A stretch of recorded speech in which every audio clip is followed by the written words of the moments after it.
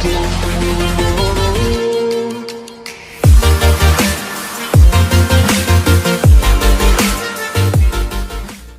Friends, welcome my self Neetu. I hope आप सभी वहाँ बिल्कुल ठीक हो गए, क्योंकि अभी कोविड-19 की प्रॉब्लम पूरी तरह से ख़त्म नहीं हुई है। तो अपने आप को सेफ़ रखिएगा, घर में अच्छे से रहिएगा, बाहर भी अच्छे से पूरा करके जाइएगा, ठीक है। तो हम लोग आज शुरू करने वाले हैं। जो हम वीडियो आज कवर करवाएंगे, हम आपको जो पढ़ा रहे हैं, ठीक है, वो है हमारा हिस्ट्री का टॉपिक। आज हम करेंगे कि हमारे जो इतिहास है उसमें कितने राजा थे, किसने क्या क्या पुस्तकें लिखी थी, किसने कौन सी चीज़ बनवाई थी, वो सारी चीज़ें हम इसमें कवर करेंगे। ज़्यादा बड़ी वीडियो नहीं बनेगी, क्योंकि मैंने इसमें सिर्फ जस्ट 25 क्वेश्चंस को ही इसमें आपको कवर करवाने के बारे में सोचा है। क्योंकि ज़्यादा बड़ी वीडियो होगी, ज़्यादा मोर क्वेश्चंस होंगे हमारे, ठीक है, तो हम लोग क्या होगा कि कुछ भी हमें याद नहीं रहेगा, हम लोग भूल जाएंगे। तो 25 क्वेश्चन को ही करिएगा, आपके दिमाग में कुछ ना कुछ तो उसमें से ज़रूर याद रखिएगा, ठीक है, आप रखिएगा भी और आपको याद रहेगा भी, ठीक है। तो चलिए सीधा शुरू करते हैं। हमारा पहला क्वेश्चन है, the first Buddhist council was held at. यहाँ पर मैं बता दूँ कि सिंपल सी बात है कि हमारा लिखा हुआ इंग्लिश में है, लेकिन मैं आपको पूरी तरह से एक एक शब्द को पूरी तरह से जो है हिंदी में समझाने की कोशिश करूँगी, ठीक है, ताकि आपको जो हिंदी के स्टूडेंट हैं, जो कि इंग्लिश के स्टूडेंट हैं, दोनों इस वीडियो का पूरा फ़ायदा उठा सकते हैं, ठीक है। तो पहला क्वेश्चन है हमारा, the first Buddhist council was held at. तो ये कह रहा है कि हमारी जो पहली बुद्धिस्ट काउंसिल थी वो कहाँ पर हुई थी, ठीक है। आप पूरे मेरे बोलने का ही वेट मत कीजिएगा कि हाँ मैं ऑप्शन बोलूंगी तब आप आंसर ढूंढना शुरू करोगे। आप देख सकते हो स्क्रीन पे आपके पूरा फोटो भी दे रखी है, ठीक है, बुद्धा की, क्योंकि बुद्धा जी से संबंधित है तो उन्हीं की मैंने फोटो लगा रखी है। तो आप देखिएगा, तो क्वेश्चन ये है कि जो पहला बुद्धिस्ट काउंसिल है वो हमारी कहाँ पर हुई थी। ऑप्शन है पाटलिपुत्र, राजगीर, ठीक है, राजगीर, ठीक है, उज्जैन और हमारा कश्मीर। तो आप बताइए कि पहली बुद्धिस्ट काउंसिल कहाँ हुई थी। तो इसमें जो हमारा इसका राइट आंसर हो जाएगा वो हो जाएगा ऑप्शन नंबर सेकंड, यानी कि जो राजगीर है वहाँ पर हमारी पहली बुद्धिस्ट काउंसिल जो है हमारी हुई थी। उसके बाद हमारा नेक्स्ट क्वेश्चन आता है कि who does the name of, what does the name of Mughal empire Aurangzeb mean. तो ये कह रहे हैं कि जो मुगल राजा था औरंगजेब, उसके नाम का मतलब क्या है, ठीक है। पहला ऑप्शन है ऑर्नामेंट ऑफ द थ्रोन, दूसरा ऑप्शन है सन ऑफ द, ठीक है, प्रोफेट, तीसरा है ग्रेट रूलर और फोर्थ ऑप्शन हमारा आ जाता है इसमें नन ऑफ दिस, ठीक है। तो बताइए कि जो औरंगजेब नाम है, आपको पता है हर चीज़ का एक मतलब होता है और अलग अलग भाषाओं से लिया गए शब्द होते हैं, तो औरंगजेब जो नाम है उसका मतलब क्या होता है। तो इसमें जो हमारा राइट आंसर हो जाएगा वो हो जाएगा ऑप्शन नंबर 1, यानी कि हमारा ornament of the throne. Aurangzeb जो नाम है उसका मतलब होता है ornament of the throne, okay. उसके बाद नेक्स्ट क्वेश्चन हमारा आता है, the famous bronze image of Nataraja is a fine example. मतलब कह रहे हैं कि जो फेमस आप चित्र देख सकते हो, इसमें जो नटराज हैं, ठीक है, जो पूरे पोजीशन में खड़े हैं, ठीक है, इसके बारे में पूछ के रखा है। जो हमारा ब्रॉन्ज इमेज है वो नटराज की है, ठीक है, तो वो किस चीज़ का एग्जाम्पल है, हमारी कौन से कला से है वो, ठीक है। तो पहला है चोल कला, दूसरा है गंधार आर्ट, तीसरा है गुप्त आर्ट और फोर्थ हमारा ऑप्शन आता है मौर्य आर्ट। तो आप बताइए कि हमारा जो नटराज कला है, ठीक है, पिक्चर्स में भी देख सकते हो, तो ये कौन से टाइम पे, ठीक है, कौन से टाइम पे ये कला हमारी हमें देखने को मिली थी। तो इसका जो हमारा राइट आंसर हो जाएगा वो हो जाएगा ऑप्शन नंबर ए, यानी कि जो चोल, आपने सुना होगा चोल, चेर, पांडे, ये तीन जो उस टाइम के चले हुए वंश थे, ठीक है, उसमें से हमारा जो चोल आर्ट है, जो चोल कला है, ठीक है, वहाँ हमारी जो नटराज जो आकृति देख सकते हो, मूर्ति देख सकते हो, उसी टाइम पे बनाई गई थी, ठीक है। उसके बाद नेक्स्ट क्वेश्चन हमारा आता है कि which of the following kingdoms was Kanishka Dev, ठीक है, सॉरी लिखा है Krishna Deva Raya one of the famous rulers, ठीक है। तो ये कह रहे हैं, नीचे हम क्या करेंगे, नीचे कुछ ऑप्शंस दिए हुए हैं, थोड़ा जूम करना पड़ेगा, सॉरी, ओके, लगता है इससे ज़्यादा जूम नहीं होगा, तो आपको आई होप दिख रहा होगा, थोड़ा सा ब्राइटनेस बढ़ा लीजिएगा। है हमारा फोर्थ क्वेश्चन है, which of the following kingdoms was Krishnadeva Raya one of the famous ruler. तो ये कह रहे हैं, हमको 4 ऑप्शन दिए हुए हैं, 4 अलग अलग किंगडम्स के नाम दिए हुए हैं, जिसमें से बताना है हमें कि जो हमारे कृष्णदेव राय थे वो कौन से जो किंगडम है उससे बिलोंग करते थे, किसके रूलर थे वो, ठीक है। पहला ऑप्शन हमारा आता है भामिनी, दूसरा है चोला, तीसरा है पल्लव और फोर्थ ऑप्शन हमारा आता है विजयनगर। तो आप बताइए कि इसका जो राइट आंसर है वो हमारा क्या होगा। यस, जो हमारे कृष्णदेव राय थे ये कौन से किंगडम के थे, तो ये हमारा फोर्थ ऑप्शन है विजयनगर, वहाँ से बिलोंग करते थे। विजयनगर के बारे में काफ़ी चीज़ें हैं, नदियाँ, उसके बारे में नाले कैसे किए गए थे, कैसे मंदिर बनाए गए थे। आप जब +1 +2 में आपने पढ़ा होगा तो उसमें विजयनगर के पूरी तरह से एक चैप्टर दिया हुआ है, वहाँ से आप पूरी जानकारी किसने बनवाया था सब चीज़ें आपको वहाँ जो है मिल जाएंगी। तो याद रखना कि कृष्णदेव राय जो थे ये हमारे विजयनगर जो साम्राज्य है उसके राजा थे, वहाँ पर उन्होंने रूल किया था। ठीक है, उसके बाद हमारा जो क्वेश्चन आता है, आज पता नहीं इस तरह से क्यों हो रहा है ये, ठीक है। तो फोर्थ हमारा नेक्स्ट जो क्वेश्चन है वो ये है कि Ain Akbari and Akbarnama written by Abul Fazl in. आपको ये नहीं पूछा है, आपसे ये पूछा है कि आईने अकबरी और अकबरनामा, आप दो तरह से क्वेश्चन आपको याद रखने हैं, ठीक है। ये आ सकता है कि आईने अकबरी और अकबरनामा को लिखा किसने, तो इसमें तो लिख रखा है कि हमारा अबुल फजल ने लिखा। अब दूसरा क्वेश्चन ये पूछ रहे हैं कि आईने अकबरी और जो अकबरनामा है, ठीक है, अबुल फजल ने लिखी है, ये तो तय हो गया, लेकिन कौन सी भाषा में उसने लिखी है, हमको ये बताना है कौन सी लैंग्वेज में लिखी है। पहला है हमारा अरेबिक, दूसरा है पर्शियन, तीसरा है तुर्की और फोर्थ ऑप्शन आता है उर्दू। तो आप बताइए कि जो आईने, आपको अगर अबुल फजल के बारे में पता हो, वो एक मुस्लिम थे, तो आप बताइए उन्होंने कौन सी भाषा में जो है आईने अकबरी और अकबरनामा को लिखा था। तो इसका जो हमारा राइट आंसर हो जाएगा वो हो जाएगा ऑप्शन नंबर बी, यानी कि जो पर्शियन भाषा है, जो पर्शियन भाषा है उसमें उन्होंने आईने अकबरी, और याद रखना कि आईने अकबरी और अकबरनामा जो है इसको अबुल फजल ने लिखा है और ये पर्शियन भाषा में लिखी गई है। ठीक है, ये देखिए, ये आप पिक्चर्स भी देख सकते हो, ये पुस्तक है जो उन्होंने लिखी है। उसके बाद हमारा इसमें आता है, थोड़ा सा इसको हम डीप जूम कर लेते हैं क्योंकि हाँ इस तरह ठीक रहेगा। लिखा है कि who among the following was the first sultan of Tughlaq dynasty. ठीक है, ये कह रहे हैं कि आपको 4 ऑप्शन यहाँ पर दिए हुए हैं, तो ये कह रहे हैं कि जो तुगलक वंश है उसका पहला सुल्तान कौन है। ठीक है, तुगलक वंश का मतलब ये सिंपल सी इस तरह भी क्वेश्चन आ सकता है कि तुगलक वंश की शुरुआत किस राजा ने की, किस शासक ने की। ठीक है, तो आप बताइए इसका क्या होगा। ये बताना है कि तुगलक वंश का जो पहला रूलर था या पहला सुल्तान था वो कौन था। तो पहला ऑप्शन है फिरोज शाह तुगलक, दूसरा है मोहम्मद बिन तुगलक, तीसरा है गयासुद्दीन तुगलक और फोर्थ ऑप्शन है नसीरुद्दीन मोहम्मद शाह। तो इसका जो हमारा राइट आंसर हो जाएगा, आप हमेशा याद रखिएगा कि जो हमारे तुगलक वंश का जो संस्थापक है या पहला सुल्तान है वो है हमारा गयासुद्दीन तुगलक। ऑप्शन नंबर जो सी है पूरी तरह से जो है करेक्ट हो जाएगा। उसके बाद नेक्स्ट क्वेश्चन आता है हमारा कि who among the following is famous for introducing price control. याद, बड़े ही अच्छा सा ये हमारा है कि जो प्राइस कंट्रोल है, ठीक है, ये क्वेश्चन है हमारा कि प्राइस कंट्रोल को किसने सबसे पहले इंट्रोड्यूस किया था। तो पहला क्वेश्चन है हमारा अलाउद्दीन खिलजी, दूसरा है बलबन, तीसरा है जलालुद्दीन खिलजी और फोर्थ ऑप्शन आता है मोहम्मद बिन तुगलक। तो याद रखिएगा कि इसका जो हमारा राइट आंसर हो जाएगा, जिसने जो प्राइस कंट्रोल उसको पहली बार इंट्रोड्यूस किया था, तो वो थे हमारे, जैसे कि आप पिक्चर में देख भी सकते हो, इसमें जो राइट आंसर हो जाएगा, ठीक है, वो हो जाएगा अलाउद्दीन खिलजी। ठीक है, पूरी तरह से राइट हो जाएगा। इसमें तो आपको पिक्चर दिखी होगी तो कोई बात नहीं, ठीक है, आगे हम दिखाएंगे नहीं, आई होप ना देखी हो आपने। तो लिख रखा है कि who was the author of Padmavat. आपने पद्मावत फिल्म भी देखी है, ठीक है। अब ये पूछ रहे हैं पद्मावत फिल्म भी बनाई जो कि संजय लीला भंसाली जी ने बनाई है, ठीक है, एक्टर सब कुछ पता है आपको क्योंकि मॉडर्न टाइम के सारे लोग फिल्में तो देखते होंगे, ठीक है। तो अब ये पूछा है कि जो पद्मावत बुक है उसको लिखा किसने है, कौन उसके राइटर हैं। तो पहला ऑप्शन है अकबर रहीम, दूसरे हैं जायसी, तीसरा है कबीर और फोर्थ ऑप्शन हमारा आता है सूरदास। तो हमको बताना है कि पद्मावत के हमारे कौन से हैं। तो पद्मावत के जो राइटर हैं वो है हमारे जायसी, जिनका पूरा नाम है मलिक मोहम्मद जायसी, जैसे कि आप पिक्चर में देख सकते हो मलिक, ठीक है, मलिक मोहम्मद जायसी जो थे उन्होंने पद्मावत पुस्तक जो है, जिसकी आपने जो अपने फिल्म भी दर्शाई गई है जिसको टॉपिक लेकर, ठीक है, वो हमारे मलिक मोहम्मद जायसी जी ने ही लिखी हुई है।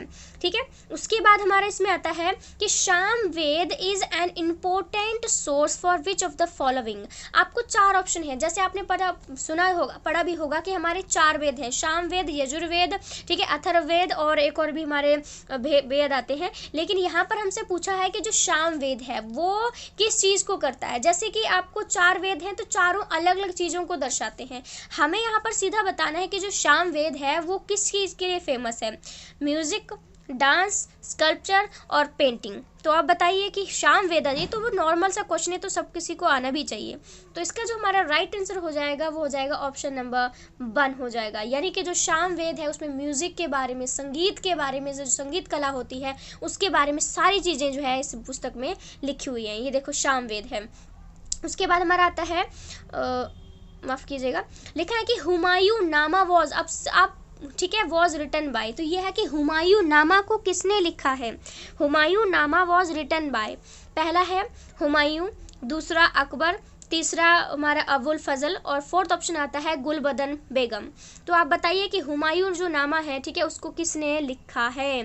ठीक है, हुमायूं नामा। ठीक है, तो याद रखिएगा कि हमारा जो इसमें हुमायूं नामा है उसको लिखा है गुलबदन बेगम। ठीक है, गुलबदन बेगम जो है उन्होंने हुमायूं नामा को लिखा है।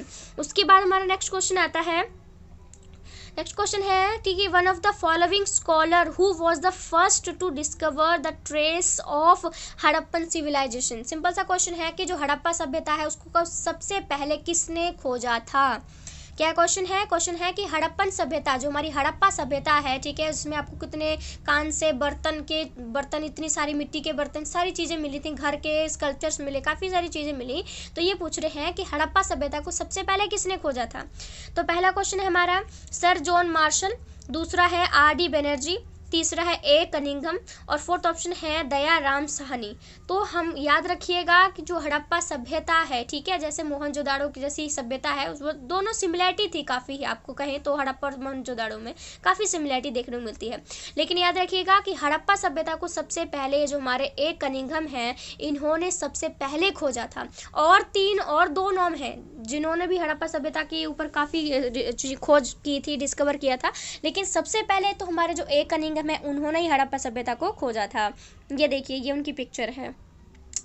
ठीक है, उसके बाद हमारा नेक्स्ट क्वेश्चन जो आता है वो है कि who was the mother of Mahavira. Simple सी बात है कि महावीर की माता का क्या नाम है, वो कौन थी। यहाँ सिंपल सी बात पूछी है। तो पहला ऑप्शन है यशोदा, दूसरा है त्रिशला, तीसरा है अनोजा और फोर्थ ऑप्शन है वन ऑफ द अबव। ठीक है, सॉरी वन नहीं, नन ऑफ द अबव लिख रखा है, सॉरी थोड़ा पढ़ने में गलती हो गई। तो क्वेश्चन सिंपल सा है कि महावीर की माता जी का नाम बताइए। महावीर, ये भी हमारा +1 +2 में ही पूरी महावीर को लेकर कितने तीर्थंकर थे, ठीक है, उसमें महावीर हमारे 24 थे, 24 में है। ठीक है, तो आपको इसमें याद होना चाहिए। तो सिंपल सी बात है कि हमारे जो महावीर हैं उनकी जो माँ है उनका नाम था त्रिशला। ठीक है, त्रिशला उनकी माँ का नाम था, महावीर की माता जी का नाम। उसके बाद हमारा आता है कि चलो उसके बाद आता है who said Ram and Rahim are the 2 different names of same god. तो ये कह रहे हैं कि ये किसने कहा था कि राम और रहीम जो है वो एक ही भगवान है। राम को हम हिंदू मानते हैं और जो रहीम है उनको मुस्लिम मानते हैं, मुस्लिम लोग पूजा करते हैं। ठीक है, ये कहना चाह रही हूँ मैं। लेकिन यहाँ पर पूछा है कि जो हमारे ऐसे कौन थे जिन्होंने राम और रहीम, जिसको हिंदू मुस्लिम अपने अपने भगवान के रूप में उनकी पूजा करते हैं, अपना अपना भगवान बांट रखा है, लेकिन वैसे कौन है जिन्होंने उनको एक ही भगवान कहा है कि राम हो चाहे रहीम हो, नाम चेंज में भगवान एक ही है। तो उसने किसने कहा था। तो हमारा पहला ऑप्शन है कबीर, दूसरा है रामदास, तीसरा है चैतन्य और फोर्थ ऑप्शन है रामानुजा। ठीक है, तो याद रखिएगा कि इसका जो राइट आंसर होगा, जिन्होंने राम और रहीम को सेम गॉड, एक ही भगवान कहा था, वो थे हमारे कबीर जी। ठीक है, कबीर जी ने ही राम और रहीम, जो उनके दोहे पढ़ोगे तो उसमें भी उन्होंने ये बात कही है उसमें। ठीक है, ये कबीर जी हमारे। उसके बाद है, ठीक है, उसके बाद है the famous Brihadeshwara temple in Tanjore was built by. तो ये कह रहे हैं कि जो बृहदेश्वर मंदिर है वो हमारा तंजौर में है। ठीक है, तंजौर में हमारा बृहदेश्वर मंदिर है, लेकिन बनवाया किसने था, किसके शासन काल में बनवाया गया था। तो पहला ऑप्शन हमारा आता है, ठीक है, पल्लवास, ठीक है, पल्लवास, ठीक है, फिर चोलास, फिर है पांड्यास और फिर चालुक्य। तो आप बताइए कि इसमें से हमारे जो बृहदेश्वर मंदिर है जो कि तंजौर में स्थित है, याद रखिएगा 2 क्वेश्चन यहाँ से कवर हो रहे हैं आपके, तो इसमें जो हमारा राइट आंसर हो जाएगा, यानी कि बृहदेश्वर मंदिर किसने बनवाया था। हाँ यस, जो हमारा इसका जो राइट आंसर हो जाएगा ऑप्शन नंबर बी, यानी कि जो हमारे चोल थे, जो चोलास जिनको बोलते हैं अंग्रेजी में चोल, उन्होंने इस बृहदेश्वर मंदिर को बनवाया था। ये थोड़ा जो साउथ का एरिया है ना, जैसे कर्नाटक, तमिलनाडु, वहाँ के एरिया से बिलोंग करते हैं, तभी इनके नाम भी वैसे ही थे और वैसे ही इनकी मूर्तियाँ हैं, आप देख सकते हो जिसमें। ठीक है, ओके।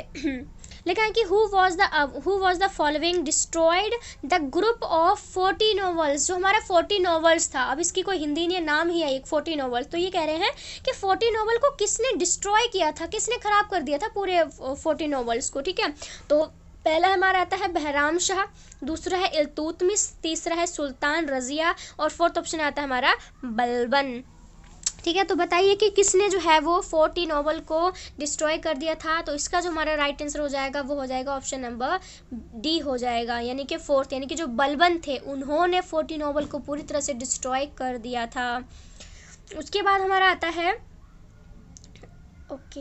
हाँ, लिखा है कि sir Thomas Roe was sent by the British to India during the reign of, ये कह रहे हैं कि सर थॉमस रॉय, जो हमारे सर थॉमस रॉय हैं, उनको ब्रिटिश सरकार ने भारत में भेजा था, लेकिन किसके शासन काल में भेजा था, क्योंकि बहुत सारे राजा आए हैं हमारी हिस्ट्री में, तो बहुत सारे हैं, लेकिन ये कह रहे हैं कि जो सर थॉमस रॉय थे जिनको ब्रिटिश सरकार ने भारत में भेजा था, तो वो किसके शासन काल में आए थे।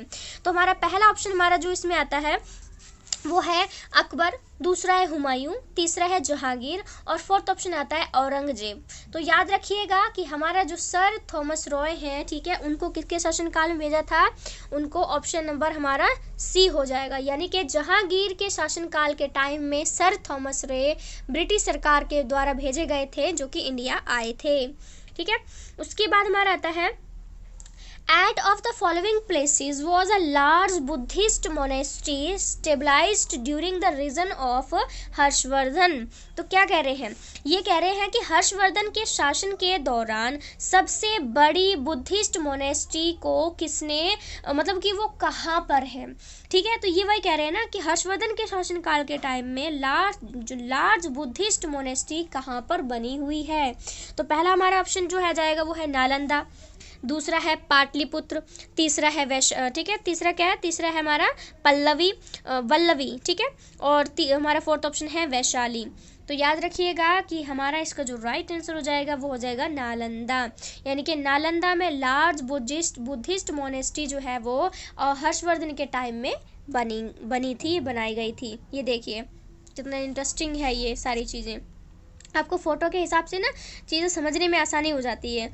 ओके, फिर लिख रखा है the Mughal ruler who built the Buland Darwaza. ये बहुत ही इंपॉर्टेंट क्वेश्चन है कि बुलंद दरवाज़ा आपको कहीं भी सर्च मार लोगे ना, आपको हर पेपर में मिल जाएगा, ये बहुत फेमस क्वेश्चन हो चुका है। तो सिंपल सा है कि मुगल, ये बता रखा है कि मुगलों में से बताना है कि ऐसा कौन सा मुगल राजा था जिसने बुलंद दरवाज़ा बनवाया था। तो हमारा ऑप्शन है हुमायूं, दूसरा है बहादुर शाह, तीसरा है अकबर और फोर्थ ऑप्शन हमारा जो आ जाता है वो है बाबर। तो इसका बताइए कि बुलंद दरवाज़ा किसने बनवाया था। तो हमारा जो इसका राइट आंसर हो जाएगा जिसने बुलंद दरवाजे को बनवाया था वो हो जाएगा ऑप्शन नंबर सी हो जाएगा, यानी कि जो हमारे अकबर थे उन्होंने बुलंद दरवाजे को बनवाया था। उसके बाद नेक्स्ट क्वेश्चन आता है कि ओके, ये तो फोटो से कोई चलो छोड़िए, हाँ अब आपके लिए सही रहेगा, आपको आंसर नहीं दिखेगा। लिखा है according to Manusmriti the correct order of 4 ashrams or stages of men's lifes are. तो ये कह रहे हैं कि मनुस्मृति के अनुसार एक व्यक्ति की 4 स्टेजेस उन्होंने बताई थी, तो आपके हिसाब से अब उनको श्रेणीबद्ध करना है आपको। तो पहला ऑप्शन है हमारा कि ठीक है, पहला ऑप्शन क्या है हमारा कि वानप्रस्थ, ठीक है, वानप्रस्थ हो गया, ठीक है, सन्यास हो गया, गृहस्थ हो गया और ब्रह्मचार्य। फिर है हमारा ठीक है ब्रह्मचार्य, गृहस्थ, ठीक है, गृहस्थ आश्रम हो गया और वानप्रस्थ हो गया और सन्यास हो गया। ये आपको ऑप्शन है, देखिए इसमें से क्या होगा। मनुस्मृति, याद रखिए कि मनुस्मृति में उन्होंने एक मनुष्य की जीवन को 4 भागों में बांट दिया था, तो हमें इसका राइट आंसर बताना है। तो इसका जो हमारा राइट आंसर होगा ना वो होगा ऑप्शन नंबर बी हो जाएगा। सबसे पहले क्या चीज़ आएगी इसमें, देखिए सबसे पहले आपका ब्रह्मचार्य जीवन आता है, फिर आपका गृहस्थ्य आता है, ठीक है। ब्रह्मचार्य में क्या होता है कि हमको पूरे मतलब कि हमारा जब तक हमारी शादी की उम्र नहीं हो जाती, यानी कि हमारे पैदा होने से लेकर 25 साल की जो उम्र होती है तब तक हमें एक आश्रम में, गुरु जी के आश्रम में रहना पड़ता था, वहीं सारी शिक्षा दीक्षा प्राप्त करनी पड़ती थी। फिर एक गृहस्थ आश्रम, जो गृहस्थ आश्रम चलता था वो 25 से 50 साल की उम्र के बीच में चलता था, जिसमें शादी करना, बच्चे पैदा करना, घर गृहस्थी चलाना, सब कुछ, ठीक है। फिर हमारी तीसरी स्टेज आती थी, वो थी हमारी बानप्रस्थ। बानप्रस्थ जो हमारी उम्र होती थी वो 50 से 75 यानी कि 50 से 75 50 से 75 की उम्र, यानी कि ठीक है, इस साल में क्या होता था कि उनको जंगल में चले जाना पड़ता था, ठीक है, उस तरह जंगल में रहना पड़ता था। और फोर्थ जो हमारी स्टेज आती थी वो है हमारे संन्यास, यानी कि 75 से लेकर 100, ठीक है, यानी कि 75 से 100 साल तक की उम्र में जो है उनको सन्यासी बन जाते थे वो। तो ये जो मनुस्मृति है, उन्होंने एक मनुष्य की चार जो जिंदगी है, जो एक जिंदगी है, उसको 4 स्टेजों में बांट दिया था। उसके बाद हमारा आता है द सुल्तान हु, ठीक है, यहाँ पे हु होगा मेरे ख्याल से। तो लिख रखा है कि the sultan who introduce token bronze coins was. तो ये कह रहे हैं कि उस सुल्तान का नाम बताइए जिन्होंने क्या किया, जिन्होंने टोकन ब्राउन्स कॉइन जो होते हैं, जो ब्राउन्स कॉइन जो होते हैं, ठीक है, उनको इंट्रोड्यूस किया था, उनको बनाया था। तो पहला ऑप्शन है फिरोज शाह, दूसरा है मोहम्मद बिन तुगलक, तीसरा है इल्तुतमिश और फोर्थ ऑप्शन है गयासुद्दीन तुगलक। तो अब बताइए कि जो ब्राउन्स कॉइन्स हैं, जो ब्राउन सिक्के हैं, वो उसको किसने, कौन से राजा ने बनवाए थे? तो इसका जो हमारा राइट आंसर हो जाएगा वो हो जाएगा ऑप्शन नंबर, सोचिए सोचिए, इसका राइट आंसर हो जाएगा ऑप्शन नंबर सेकंड हो जाएगा, यानी कि जो हमारे मोहम्मद बिन तुगलक थे, उन्होंने जो ब्राउन सिक्के हैं उनको बनवाया था। ठीक है, अगर आपको वीडियो अच्छी लगती है तो प्लीज़ लाइक ज़रूर कीजिएगा और चैनल को सब्सक्राइब कर लीजिए, क्योंकि मैं हर टाइप की वीडियो, हर टाइप का मटेरियल मेरे चैनल पे आपको मिल जाएगा। अगर आपके पास कोई टॉपिक है जो आप चाहते हो मैं उसको बनाऊँ, उसके ऊपर कोई आपको नहीं मिल रहा है, तो आप मुझे बताइए, मैं आपको पूरी तरह से वीडियो बना के अपलोड कर दूँगी। और भी मैंने करे हुए हैं, बहुत सारे लोग रिक्वेस्ट करते हैं तो मैंने उनकी पूरी रिक्वेस्ट पूरी की हुई है। चलिए अगले क्वेश्चन पे चलते हैं। हमारा अगला क्वेश्चन है the first Muslim to invade India in 1712 AD। तो ये कह रहे हैं कि उस पहले मुस्लिम का नाम बताइए जिन्होंने भारत पर 712 AD में आक्रमण किया था। इन्वेड का मतलब होता है आक्रमण, ठीक है, आक्रमण करना। तो ये कह रहे हैं कि उस पहले प्रथम मुस्लिम का नाम बताइए जिन्होंने भारत पर 712 AD में आक्रमण किया था। तो पहला ऑप्शन है हमारा महमूद गजनी, ठीक है, महमूद गजनी लिखा है। तीसरा है महमूद गौरी, फोर्थ ठीक है, सॉरी ऑप्शन गलत हो गए मेरे। पहला ऑप्शन है महमूद गजनी, दूसरा है महमूद गौरी, तीसरा है हमारा कि मोहम्मद बिन कासिम और फोर्थ ऑप्शन है हमारा चंगेज़ खान। तो बताइए कि हमारे भारत पर 712 AD में सबसे पहले किसने आक्रमण किया था? तो इसका जो हमारा राइट आंसर हो जाएगा वो हो जाएगा ऑप्शन नंबर सी हो जाएगा, यानी कि मोहम्मद बिन कासिम ने सबसे पहले 712 AD में हमारे भारत पर आक्रमण किया था। उसके बाद नेक्स्ट क्वेश्चन है हमारा मोहनजोदाड़ो इज नोन एज, मतलब कह रहे हैं कि जो मोहनजोदाड़ो है, ठीक है, जोदाड़ो जो भी है, ठीक है, उसको और किस नाम से जाना जाता है? उसको और भी एक नाम से जाना जाता है, आपको पता होना चाहिए। इस तरह से क्वेश्चन आते हैं आपके लिए, ठीक है, ध्यान रखिएगा। हिस्ट्री बहुत माड़ी है और बहुत कुछ चीज़ें आती है, माड़ी का मतलब मुश्किल बोलते हैं, ठीक है, जो मैंने एक पहाड़ी भाषा, ये हिमाचली भाषा जो मैंने यूज़ की अभी, ठीक है। तो बताइए कि मोहनजोदाड़ो को और किस नाम से जाना जाता है?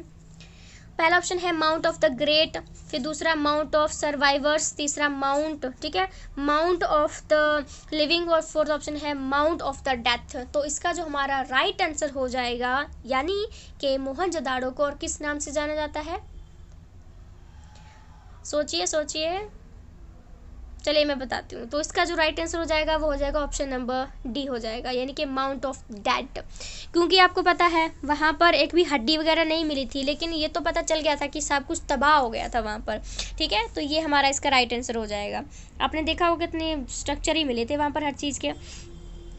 फिर है what is the subject matter of Upanishad. ये कह रहे हैं कि जो उपनिषद है, ठीक है, उसको वो किस चीज़ को लेकर लिखी गई है। ऐसे बहुत सारे बुक होती हैं जो डांस को लेकर लिखी होती हैं, जो संगीत को लेकर लिखी होती है, कोई ब्रह्मचार्य को लेकर लिखी होती हैं। तो ये कह रहे हैं कि जो उपनिषद है वो किस चीज़ को लेकर लिखी हुई है, उसका टॉपिक क्या है, विषय क्या है।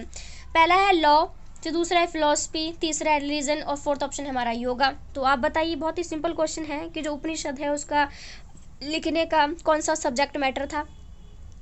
तो इसका जो हमारा राइट आंसर हो जाएगा वो हो जाएगा ऑप्शन नंबर बी, यानी कि जो फिलॉसफी को लेकर उपनिषद लिखी हुई है, आपको फिलॉसफी में ज़्यादा ही इंटरेस्ट है तो आप उपनिषद को खरीद लीजिए, पूरी फिलॉसफी आपको समझ में आ जाएगी। उसके बाद नेक्स्ट क्वेश्चन हमारा आता है, the temples of Khajuraho was built in the empire of. तो ये कह रहे हैं कि जो खजुराहो का मंदिर है वो किस राजा के शासनकाल में बना था, यानी कि किस वंश में, किस जो टाइम पीरियड में इसको बनाया गया था। The temple of Khajuraho was built in the empire of. ठीक है, तो इसका जो हमारा राइट आंसर हो जाएगा वो हो जाएगा ऑप्शन नंबर सी, यानी कि जो चांडाल थे, ठीक है, चांडालों ने जो है इस मंदिर को बनवाया था, खजुराहो मंदिर को, याद रखिएगा। उसके बाद नेक्स्ट क्वेश्चन हमारा आता है, लास्ट क्वेश्चन है, the silent feature of the Rigvedic religion was the worship of. तो ये कह रहे हैं कि जो हमारा ऋग्वेद है, ठीक है, ऋग्वेद का जो है वो फीचर क्या है, सबसे अच्छा, साइलेंट फीचर का मतलब होता है सबसे बेस्ट फीचर जो है ऋग्वेद जो है उसका हमारा क्या है। ठीक है, पहला ऑप्शन हमारा आता है त्रिमूर्तिज, नेचर, ठीक है, पशुपति और मदर गुडनेस, ठीक है, गॉडनेस सॉरी। तो बताइए कि जो ऋग्वेद है उसका हमारा साइलेंट फीचर कौन सा है। यस, तो इसका जो हमारा राइट आंसर हो जाएगा वो हो जाएगा नेचर। जैसे कि आपने पूरी फोटो देख ली होगी, इसमें पूरा नेचर दिखाने की कोशिश की है, तो इसका राइट आंसर क्या हो जाएगा, हमारा नेचर हो जाएगा। ओके, तो ये पूरी तरह से 25 क्वेश्चन जो मैंने इसमें कवर करवा दिए हैं आपके लिए। अगर वीडियो अच्छी लगती है तो इसे लाइक कीजिएगा। अगर आपके पास कोई टॉपिक है तो मुझे बताइए, मैं आपको वीडियो जो है बना के दे दूँगी, क्योंकि मैं ब्लैक बोर्ड पर भी और वाइट बोर्ड पर भी वीडियोज़ बना के आपको देती हूँ। सोशोलॉजी के भी टॉपिक मुझे बहुत अच्छा सोशोलॉजी में इंटरेस्ट है, तो आपके पास अगर सोशोलॉजी का कोई बच्चा मेरे वीडियो को देख रहा है तो उसके पास कोई टॉपिक है जो चाहता है कि मैं बना के दूं, ठीक है, और भी मेरे सोशोलॉजी की वीडियो मेरे प्लेलिस्ट में जाके देख सकते हो, आराम से आपको मिल जाएगी। तो कोई टॉपिक है तो मुझे बताइएगा, मैं आपके लिए टॉपिक जो है पूरी तरह से अपलोड कर दूंगी। तो प्लीज़ और मेरे चैनल को सब्सक्राइब कर लीजिए, ठीक है, आपको बहुत फ़ायदा होने वाला है, मेरा भी होगा इससे, तो झूठ क्यों बोलना इसमें, ठीक है। तो आप मेरे चैनल को सब्सक्राइब कर लीजिए और शेयर कर दीजिए दूसरे जितने भी आपके फ्रेंड्स हैं, क्योंकि उनको भी कहीं ना कहीं वो भी तैयारी कर रहे होंगे, जो कोई बेला नहीं बैठता है, हर कोई अपना किसी न किसी टॉपिक को लेकर तैयारी कर ही रहा होता है। और जनरल नॉलेज का क्वेश्चन चाहे हिस्ट्री है जो भी हो, ये जनरल नॉलेज में ही आती है, तो आपको हर कॉम्पिटेटिव एग्जाम में आपको हेल्पफुल हो सकती है, चाहे बीएड की करो, सीटेट की करो, चाहे और भी कितने सारे कॉम्पिटेटिव एग्जाम है जो आप पूरी ज़िंदगी में नहीं कर पाओगे, तो किसी के लिए भी करना है तो वीडियो आराम से देख सकते हो, ठीक है। तो लाइक, शेयर और सब्सक्राइब जरूर कीजिएगा मेरे चैनल को। Thank you so much friends, thank you.